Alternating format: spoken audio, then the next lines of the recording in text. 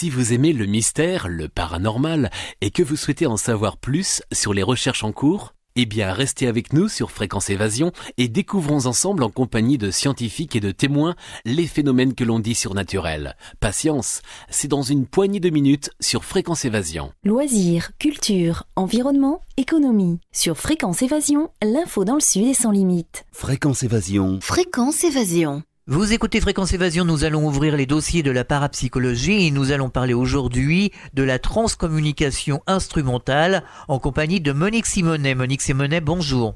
Merci aussi.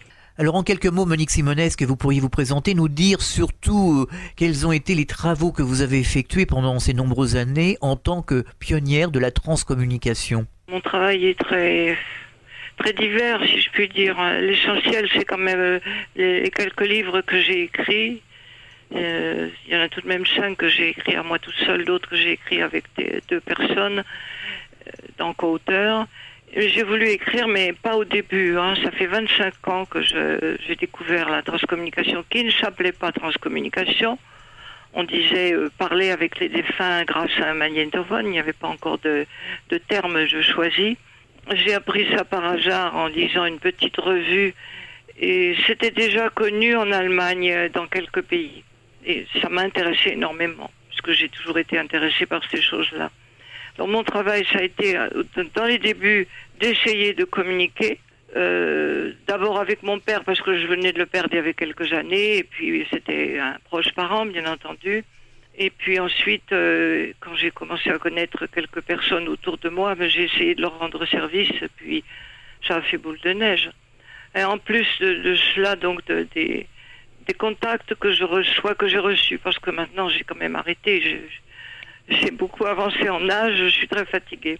C'est très fatigant, très très fatigant. Ça demande énormément d'énergie. Une énergie nerveuse ou peut-être, selon le dire de certains défunts, spirituels.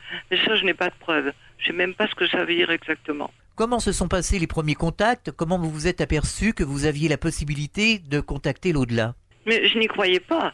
J'ai toujours cru à une vie après la mort, comme on dit, à mort entre guillemets. Et une vie, je n'avais pas de religion, mais j'ai toujours cru instinctivement. Mes parents étaient agnostiques, voire athées, donc je n'ai pas été élevée dans aucune religion.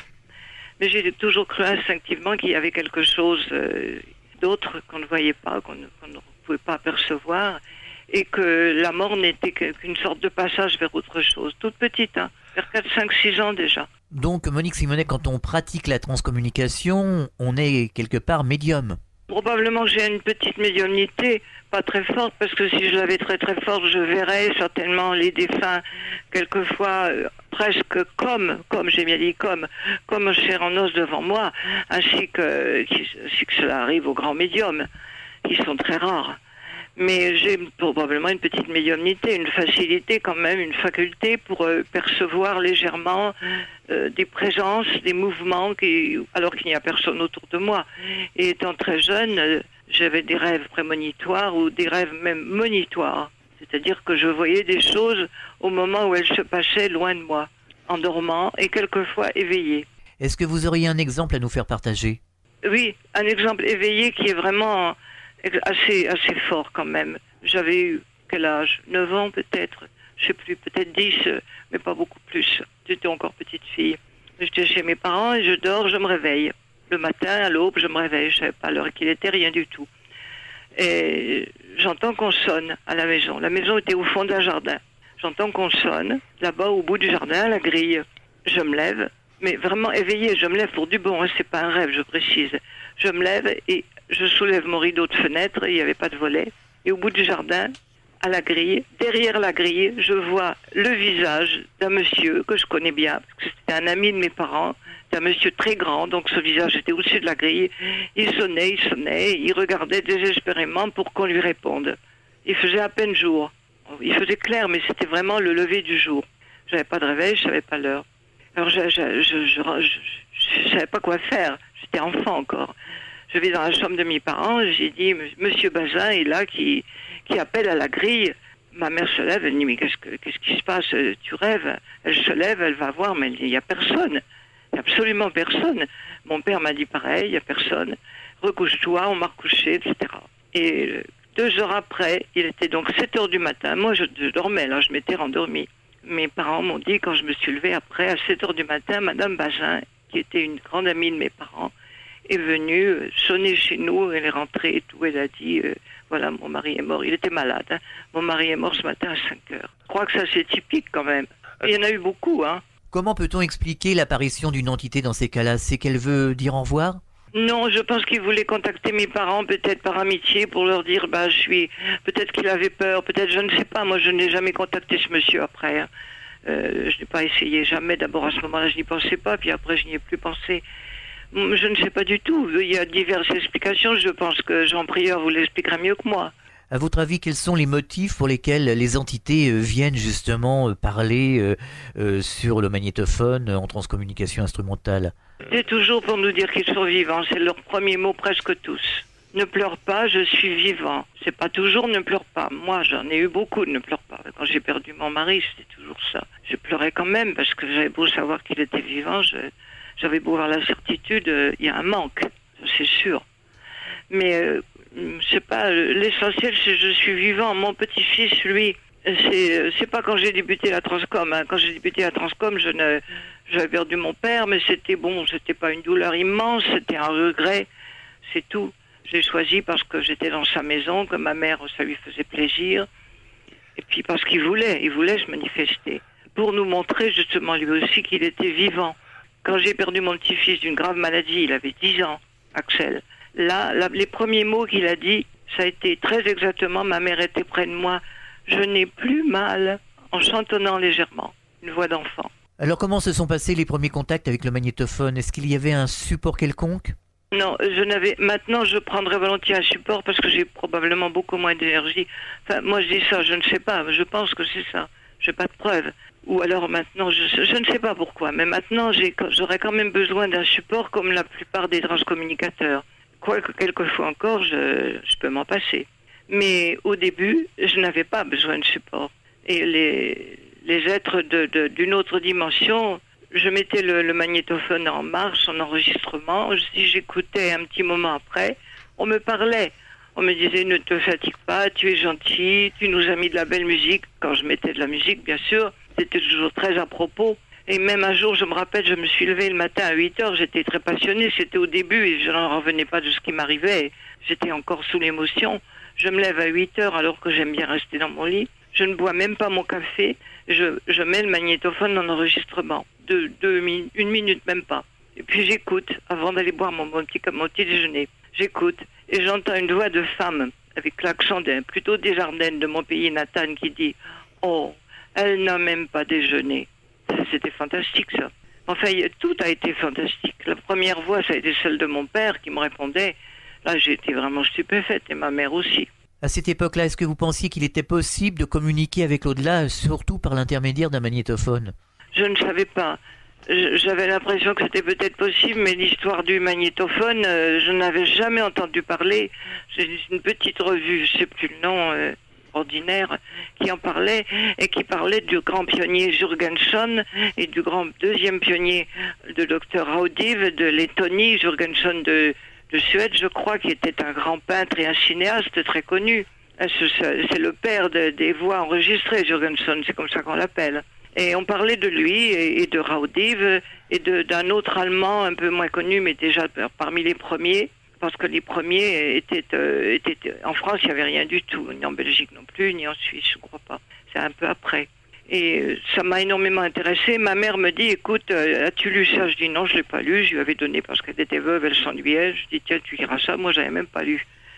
Elle me dit, bah, écoute, lis-le quand même parce que c'est vraiment bizarre. C'est peut-être pas vrai. Elle me dit, j'y crois pas trop, mais enfin, c'est vraiment bizarre. Enfin, j'ai lu. C'est encore ma mère qui m'a dit, écoute, il y a là le petit magnétophone de ton père. Et c'était rudimentaire. C'était un petit magnétophone d'étudiant. Il n'y avait même pas de compteur, rien du tout. Elle me dit, mais essaye quand même, qu'est-ce que tu veux, ça restera entre nous et ça ne nous coûte rien. Et ça a marché du premier coup. J'ai dit, papa, es-tu là? Voudrais-tu une tasse de café? Ma mère était en train de faire le café. Et la voix exacte de mon père répond, oui. Une voix exacte pour un oui, c'est difficile de dire. Mais sans écouter, en continuant, je lui dis, tu en voudrais vraiment? Mais moi, je m'amusais plutôt. J'y croyais pas. Et la voix me répond, mais oui, je te dis. Et puis après, alors on était stupéfaites. Ma mère et moi, on était stupéfaites. Vraiment. Heureuses, ravies. C'est fantastique. Ça n'a pas de nom, cette histoire-là. Ça peut pas. Les sentiments qu'on ressentait toutes les deux, à tel point on dit on devient folle, c'est pas possible. Mais non, la voix était toujours là. Quand on remettait en route à l'écoute, elle n'a jamais bougé. Elle est toujours là. Elle s'efface un peu avec le temps. Puis je ne garde pas tout. J'en ai tellement eu d'après.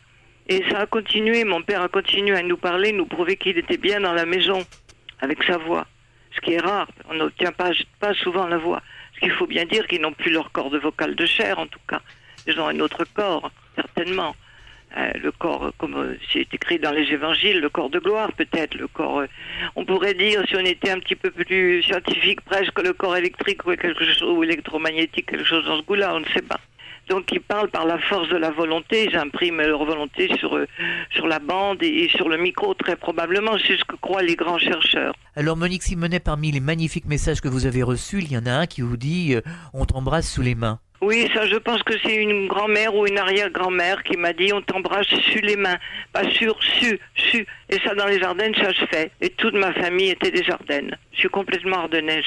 Alors est-ce que l'entité, justement, on peut la reconnaître avec les accents, avec des mots bien particuliers, une façon de s'exprimer? C'est arrivé là pour les Ardennais dans les débuts. Actuellement, ça arrive, ça se fait plus beaucoup maintenant, vous savez. Surtout depuis que j'ai perdu mon mari, je travaille beaucoup pour l'écriture, pour répondre aux gens, pour téléphoner, je n'arrête pas. J'ai même plus le temps d'enregistrer, j'ai même plus le temps d'appeler mon mari pour avoir un petit réconfort. Mais en général, quelquefois, vous reconnaissez complètement la voix. C'est le cas pour mon mari, là, tout le monde, toute la famille, tous les amis. C'est incroyable. On croirait qu'il est là. C'est vraiment sa voix. Mais ça a été un an ou deux. Maintenant, j'ai moins facilement mon mari aussi. Puis je vous dis, j'enregistre très peu. Ou alors c'est la voix, mais c'est une fois sur 10, peut-être à peu près. J'arrive pas toujours à reformer leur voix. C'est aussi une question d'intelligence peut-être pour eux, hein, puisqu'ils n'ont pas de corde vocale.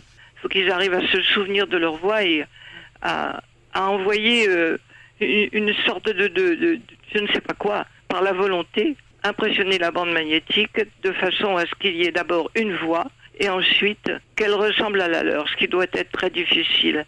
Mais ce qu'ils font souvent, ils emploient des expressions dont ils avaient vraiment l'habitude et que leurs proches reconnaissent tout de suite. Où ils parlent de quelque chose qui s'est passé, que moi je ne connais pas, et que un proche seul connaît. Des choses comme ça, pour se faire reconnaître. Quelquefois aussi, on ne peut pas affirmer que c'est bien un tel ou un tel. On ne peut pas l'affirmer. Il dit oui, je suis Jacques, par exemple, et puis on ne peut pas affirmer que c'est vraiment Jacques. Ça peut être un esprit qui remplace Jacques, ça peut arriver. C'est très difficile, il faut faire très attention. Monique Simonet, merci de nous faire partager votre expérience. On se retrouve dans quelques instants, on marque une pause et juste après, nous parlerons des supports qu'il faut employer pour pratiquer la transcommunication instrumentale. À tout de suite. Radio Fréquence Évasion, les soleils de la Côte d'Azur. Vous aimez le mystère, le paranormal, vous avez vécu une expérience, dites-nous-le. Contactez Fréquence Évasion. Cliquez sur Programme et Paranormal Fréquence Évasion. www.fréquenceévasion.com. Fréquence Évasion, c'est la chaleur provençale, une vraie bouffée d'oxygène. Fréquence Évasion, le soleil du Grand Sud. Vous écoutez Fréquence Évasion, nous sommes de retour en compagnie de Monique Simonet qui nous parle de transcommunication instrumentale, qui nous fait partager son parcours. Alors, nous parlons de supports. Alors, est-ce que les supports employés, que ce soit un frottement, un support haut, des langues allemandes inversées, est-ce que ces supports employés en transcommunication instrumentale servent l'entité ou le médium ou la personne qui pratique la transcommunication? Est-ce que ça aide l'entité ou la personne qui pratique donc cette discipline de transcommunication? À mon avis, ça aide les entités. Parce que nous, on aimerait mieux qu'il n'y ait pas de support. Il y a une expérience qui est très bonne, c'est d'être un petit groupe. Je dis bien petit, de 3 à 5. Je l'ai fait dernièrement, je ne peux pas vous dire avec qui, des gens très haut, assez bien placés. Et dernièrement, avec des amis, je l'ai fait 2 ou 3 fois déjà. Et des gens qui sont pas contre, parce que c'est très mauvais, les influences négatives, très très mauvais. Ils s'en vont, les autres, de l'autre côté. Ils n'ont pas envie de venir raconter quelque chose à côté de quelqu'un qui se moque d'eux. Ils n'en ont rien. Il faut des gens qui vraiment veulent bien y croire ou qui y croient tout simplement, qui ont compris, qui ont déjà entendu, qui ont compris qu'il n'y a pas de mystère, il y a des voix, elles parlent et puis elles répondent aux questions. À ce moment-là, vous êtes 3, 4, 5. Et pendant que vous parlez entre eux, moi je dis quelque chose, mon voisin ou ma voisine dit quelque chose, on se parle de choses ordinaires, aussi bien du temps qu'il fait, n'importe quoi. Ils glissent, eux, des réflexions, ils interviennent et on l'entend très bien. En mettant un peu le volume un peu plus fort, on les entend très bien. Ils prennent part à la conversation. Quels sont les supports les meilleurs que l'on peut employer justement pour pratiquer une bonne transcommunication instrumentale? Le meilleur, c'est la radio, mais évidemment, ça peut prêter à confusion, il faut faire très attention. L'idéal, c'est la radio. Il faudrait des anciens postes de radio, des anciens qui ne se fixent pas. Par exemple, vous mettez Berlin, les postes actuels se fixent sur Berlin. Vous ne pouvez pas en avoir deux. Vous ne pouvez pas avoir Moscou si Moscou se trouve à côté, par exemple. Tandis que sur les anciens postes, on pouvait le faire.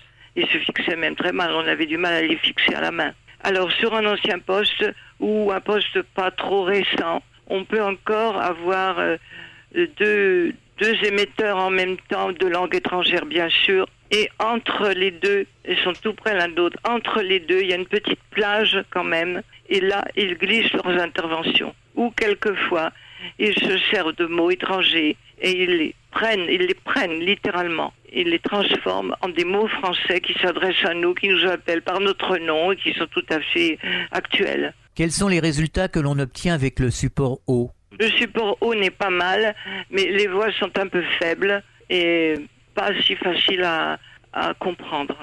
Alors Monique Simonet, vous avez démarré la transcommunication en quelle année? J'ai démarré en 79, quand j'ai lu cet article-là en 79. En 1979, vous étiez donc la pionnière en France. Alors comment ça s'est passé justement à cette époque, vos débuts en transcommunication?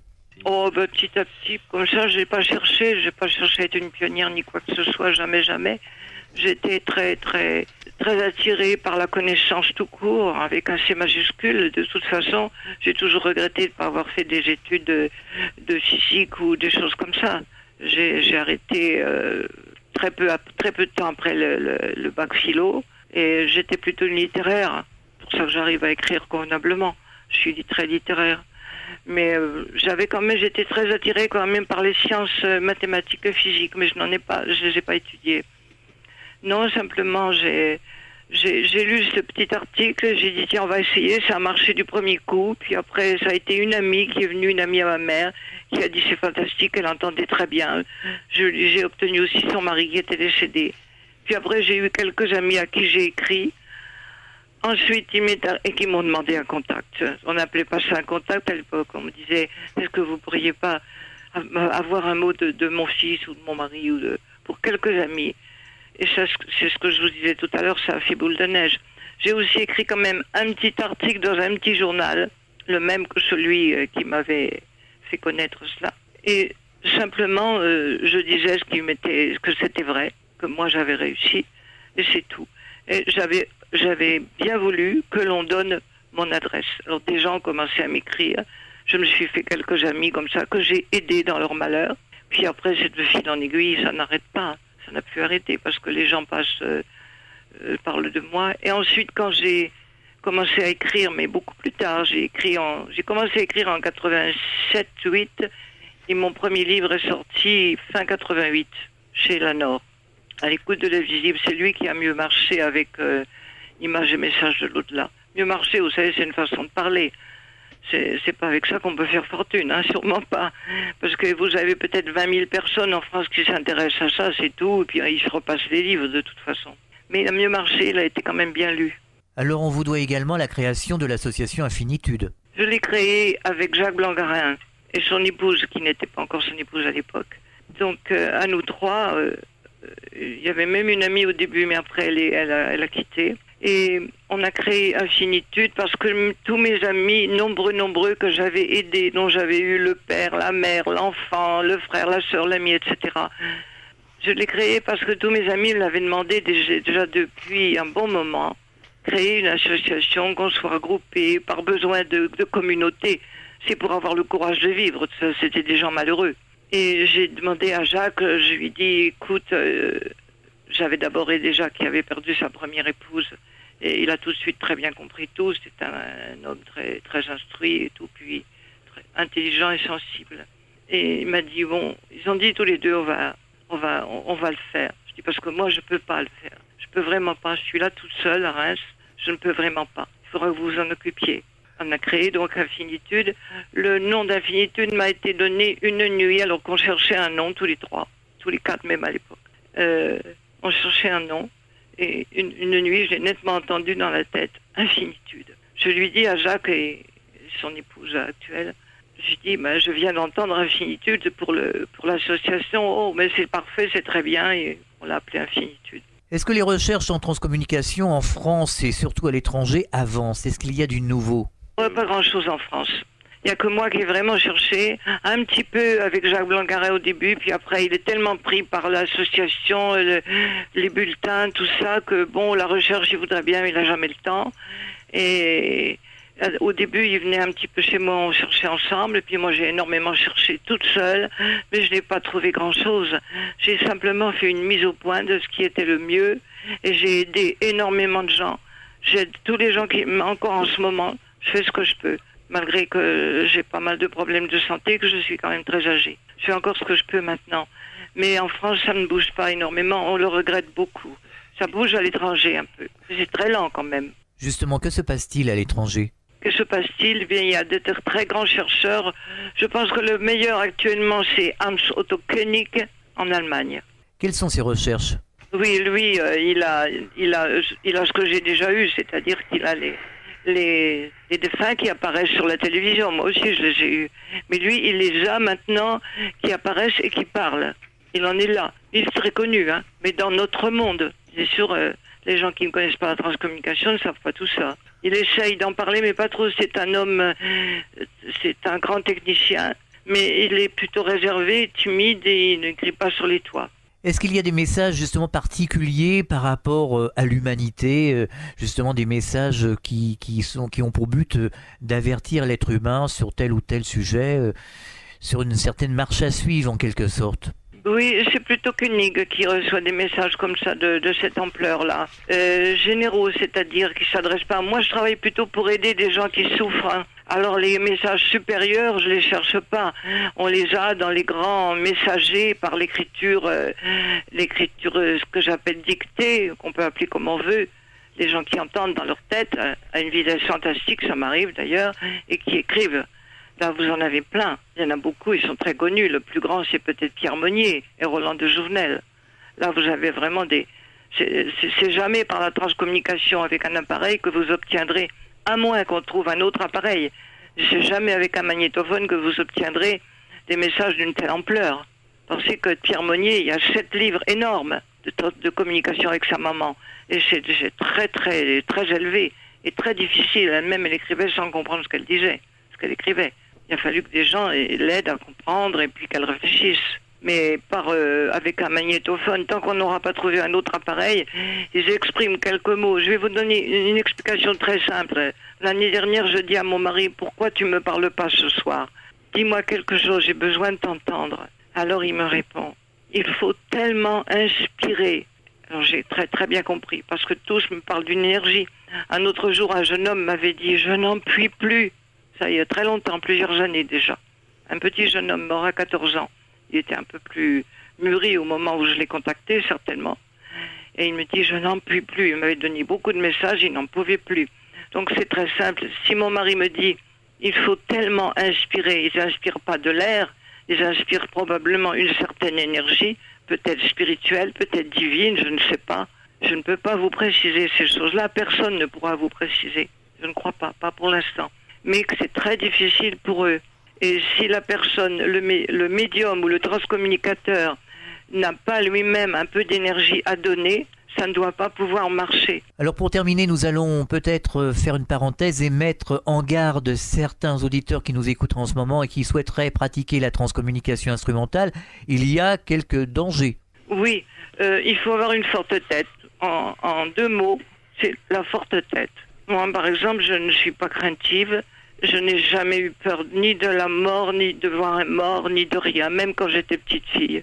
Et je ne me laisserai pas tourner la tête par un individu qui cherche plutôt à faire fortune ou qui dit des mensonges ou comme je pense que par exemple il y a des très bons guérisseurs, j'en suis persuadée, mais il y en a d'autres aussi, c'est pas vrai. Bon, ça ne me tournera jamais la tête. Il faut quelqu'un d'assez fort.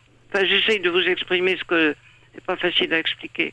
Parce qu'il y a le danger quand même des esprits mauvais qui vous font des farces et qui vous disent des choses fausses. Qui vous disent aussi bien quitte ta maison, vends ta maison, va-t'en à, je sais pas, à Pamplune et tu seras heureux ou heureuse. Va, il faut que tu t'en ailles. Eh bien, il y a des esprits faibles qui vont quitter tout, perdre tout et s'en aller à Pamplune. Voilà ce qu'il faut pas. Il faut des esprits forts. Avant de nous séparer, vous vouliez nous parler, nous présenter en quelques mots les divers livres que vous aviez écrits, livres que vous retrouverez sur Fréquence Évasion, sur le site rubrique paranormal, parapsychologie, il y a une bibliographie. Est-ce que vous voulez nous en dire quelques mots de ces livres? Bon, alors, premièrement, j'ai écrit à l'écoute de l'invisible après mûre réflexion parce que toujours j'entendais dans le magnétophone écris, faut écrire, faut écrire. Je voulais pas me mettre à écrire, d'écrire des lettres. Oui, j'ai l'habitude, j'ai fait philo, j'étais très bonne en dissertation, etc. Mais j'avais pas envie d'écrire un livre. Mais ils me l'ont tellement demandé depuis l'au-delà. Et puis aussi mes amis sur Terre, c'est vrai. Beaucoup me l'ont dit, mais moins quand même que ceux de l'au-delà. Dans l'un de vos livres, il y avait un exemple frappant. Est-ce que vous pourriez nous en parler en quelques secondes? Le poivre sur la tombe. Quelle était la signification?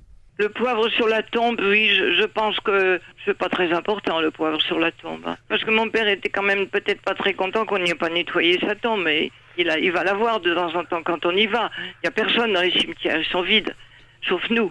Et eux, quand ils sont près de nous, on les voit pas, ils nous accompagnent quelquefois. Ça, j'en ai eu plus d'une preuve. Mais alors le poivre sur la tombe, il y avait des grains énormes, je ne sais pas de quoi. C'était très très sale quand j'y suis arrivée avec mes enfants. Et mon père avait dit avant, le poivre sur la tombe. J'ai fait une relation, parce que je me suis dit, c'est peut-être ça qu'il a voulu dire. Oui. Eh bien, Monique Simonet, merci de nous avoir fait partager votre parcours en transcommunication instrumentale. À très bientôt sur l'antenne de Fréquence Évasion. Au revoir. J'ai peut-être oublié des choses, mais c'est pas très facile. Merci. Vous retrouverez tous les livres de Monique Simonet sur la bibliographie de Fréquence Évasion sur le site www.fréquenceévasion.com. À très bientôt. Fréquence Évasion.